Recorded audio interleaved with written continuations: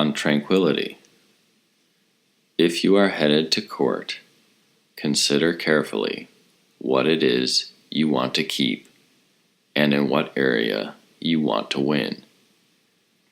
If you want to keep your character in line with nature, you have every hope of success, all the means you need, and not a worry in the world.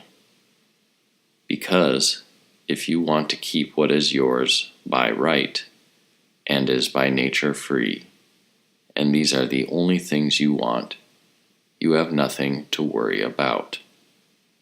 No one else controls them or can take them away from you. If you want to be a man of honor and a man of your word, who is going to stop you? You say you don't want to be obstructed or forced to do something against your will. Well, who is going to force you to desire things that you don't approve or dislike something against your better judgment? But they will threaten you with punishments that overawe you. But how can they make you think of those sufferings as something you are obligated to avoid? As long as desire and aversion are under your control, there is nothing more to worry about. There is your opening statement, your exposition, your proof, and there lies success, the last word, and acquittal, which is why Socrates, when he was told to prepare himself for trial, said, "Haven't I been preparing for it my whole life?" Preparing for it how? I've tended to my own affairs and never done anything in violation of the law, either publicly or privately. If, however, you want to keep hold of externals, your body, belongings, and reputation, then my advice to you is that your preparations better begin early and will have to be long. You will need to research the character of the judge, of course, and make a study of your opponent too. If groveling is called for, then be prepared to grovel, to weep and holler too. Whenever externals are more important to you than your own integrity, then be prepared to serve them the remainder of your life.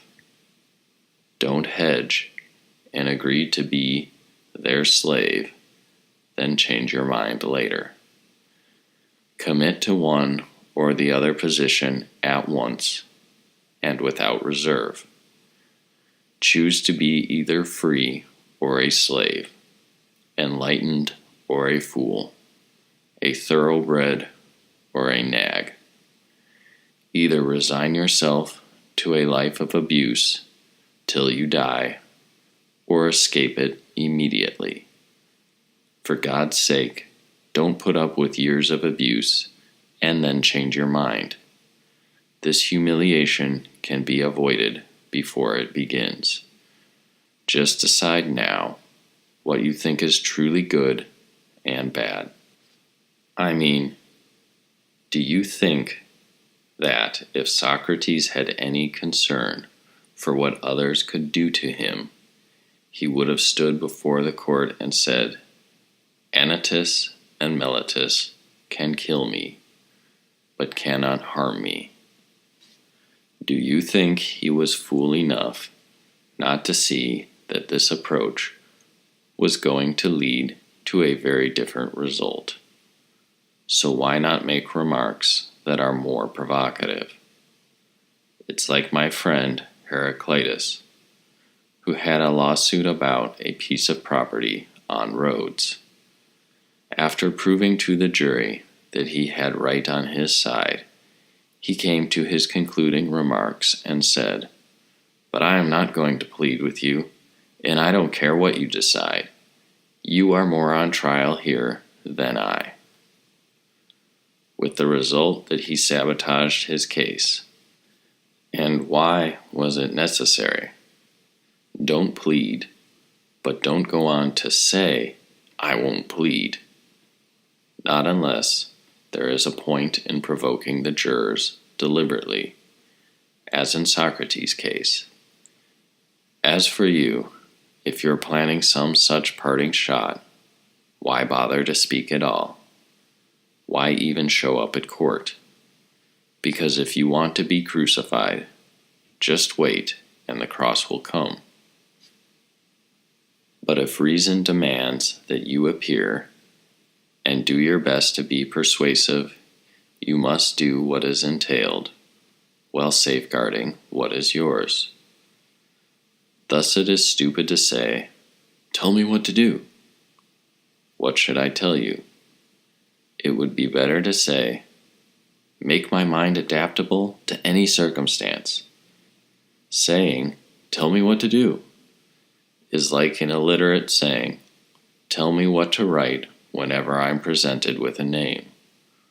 If I say John, and then someone else comes along and gives him Jane instead of John to write, what is going to happen? How is he going to write it?